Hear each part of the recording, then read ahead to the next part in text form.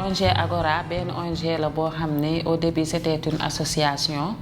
boo xam ne ñu ngi ko créé en juillet 2017 biñ ko créé nag c'est une association à but non lucratif de santé communautaire. On travaille sur des projets.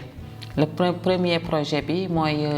yaay priorité mooy projet bi nga xam ne day jël en charge femmes yi nekk en état de grossesse te seen loxo jotul seen ginnaaw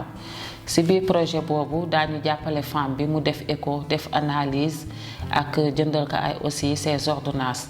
En plus de cela aussi dañuy organiser ay causeries avec les sages-femmes et ñi nga xam ne daal seen xel màcc na ci affaire de grossesse pour ñuy sensibiliser les femmes durant toute la grossesse et jusqu'à l'accouchement aussi. En plus ba tey ci biir projet bi bébé bi après l'accouchement bébé bi c'est à Agora Agora ñoom ñoo koy déclarer au niveau de l'état civil parce que dañu gis ni loolu c'est un véritable problème.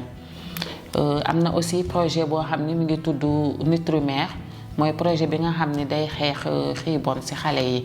xale yu am juróom benn weer ba am juróomi at dañ leen di jël en charge après dépistage et formation des mamans suñu gisee xale bu am malnutrition dañ koy indi ci foyer bi nekk au niveau de Agora di ko suivre foofu ba xale bi delluwaat à l'état normal.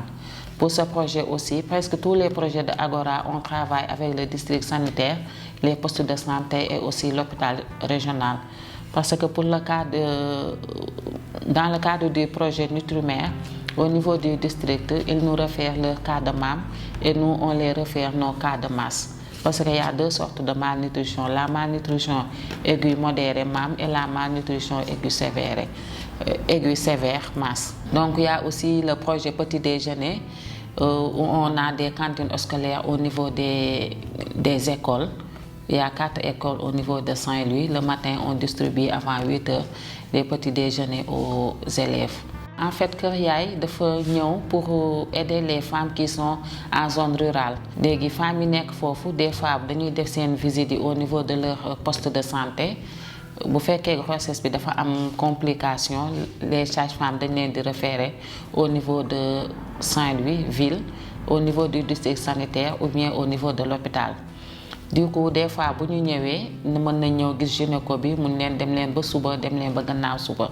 te puisqu'on a des grossesses compliquées le fait que femme bi di dem ak di va et vient boobu mën na indi complication. Looloo tax ñu mettre en place Kër Yaay une maison d'attente maternelle pour femmes yooyu bu ñu ñëwee nekk fi avec une sage-femme bu leen di suivre bu ñu waree delluwaat ñu ak sunu moyen de transport bi yaay dem dëkk aussi mën na leen transporter waat au niveau du district ou bien au niveau de l'hôpital.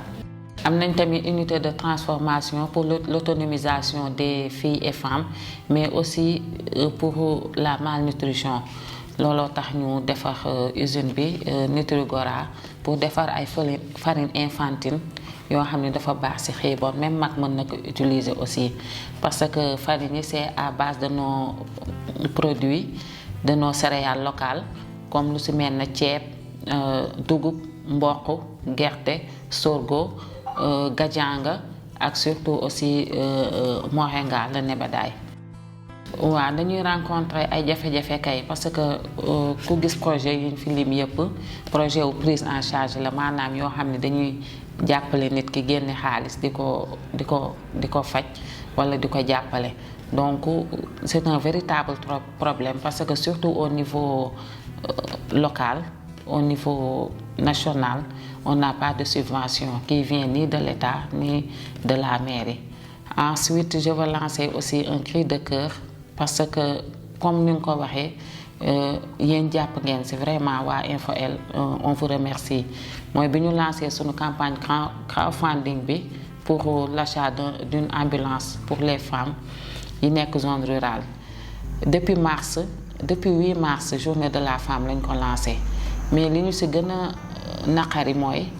mënoo am benn audience au niveau des radios wala des télé yi nekk au niveau de Dakar même avec les groupes de femmes yi nekk Facebook parce que bu fekkee ñun dañuy jóg pour jàppale les femmes et les enfants nous tous on est des mamans on est des tantes on est des sœurs la moindre des choses buñ la solliciter ci benn affaire da nga ko war a suivre soo si mënee jàpp wax ni mën nga soo mënul nga ni mënoo. ambulance bi ñu waroon jënd mi ngi waroon jar 12 millions te si fundraising bi li ñu am c'est moins de 2 millions donc bougé wul parce que mooy comme li ma wax rek fi ñu war a dem toog wax nit ñi dégguñu surtout les bonnes volontés mënuñu fa am audience.